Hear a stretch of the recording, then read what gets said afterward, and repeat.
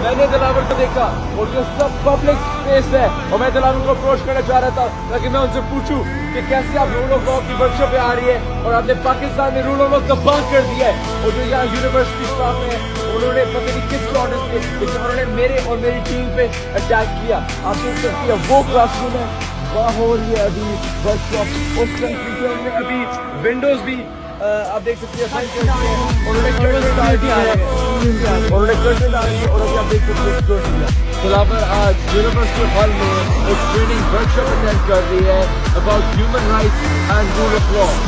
एक इनकन्वीनियंस है however university of hall है वो काफी दूर है लेकिन फिर भी मैं यूनिवर्सिटी ऑफ हॉल पहुंच गया हूँ इसका इस्तेमाल करने जैसे मैंने वादा किया था पाकिस्तान में।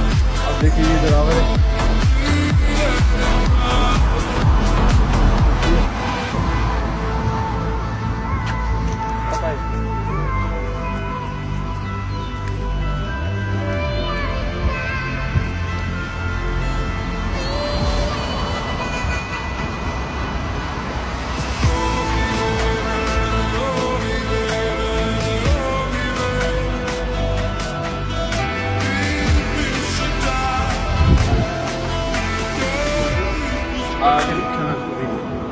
What?